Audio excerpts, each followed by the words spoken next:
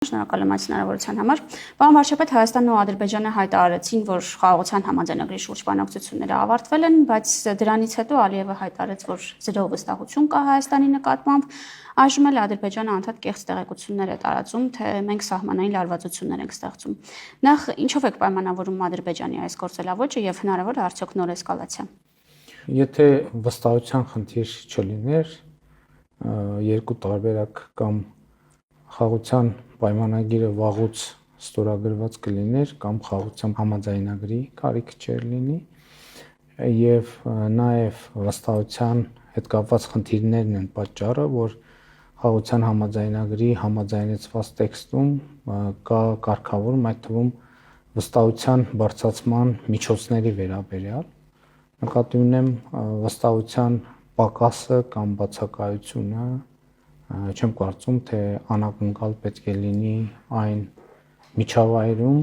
որում մենք Դե Հայաստանը նման դեստրուկտիվ հայտարարություններ չի անում։ Խնդիրն այն է, որ կողմերը ունեն իրենց պատկերացումները, թե ինչ հայտարարություններով պետք է առաջնորդվեն, եւ մեր պատկերացումը այն է, որ խաղաղության օրակարգը պետք է առաջ մղվի եւ իրագործվի, ինչը նշանակում է առերեսվել բոլոր բարդությունների հետ եւ այդ բարդությունները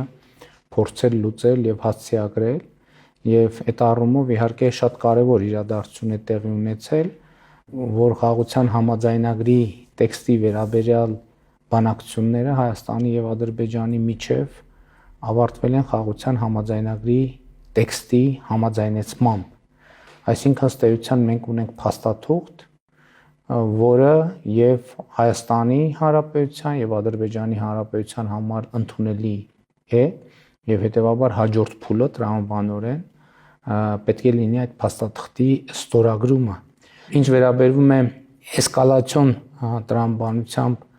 լուրերի տարածմանը, կարծում եմ դրա նպատակներից մեկը այն է, որ նման լուրերի հոսքի ներքո քողարկել բուն լուրը։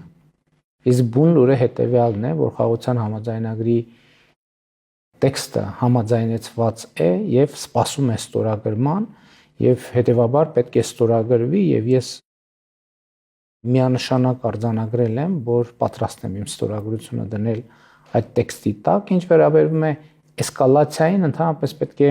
արձանագրենք, որ առավել եւս հիմա էսկալացիայի որևէ հիմք եւ հիմնավորում չկա, որովհետեւ Հայաստանը եւ Ադրբեջանը ճանաչել են միմյանց տարածքային ամբողջականությունը, ինքնիշխանությունը, քաղաքական անկախությունը, ըստ էության խորհրդային միության հանրապետությունների սահմաններով եւ պիտի արձանագրեմ, որ սա հղում է ոչ միայն խաղաղության համաձայնագրի համաձայնեցված տեքստին,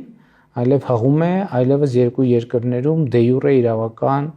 ուժ ունեցող փաստաթղթին, այն է երկու երկրների սահմանազատման հանձնաժողովների կանոնակարգին,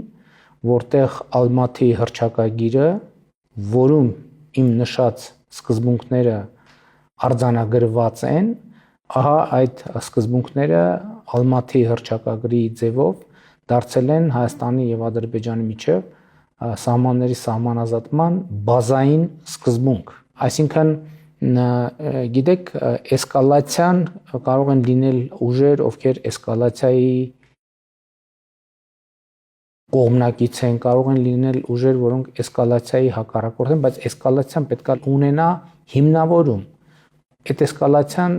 մեր տարածաշրջանում էսկալացիան չունի որևէ հիմնավորում։ Հետևաբար այս կետից հաջորդ գործողությունը պետք է լինի խաղաղության համաձայնագրի ստորագրումը եւ նրա իրագործումը։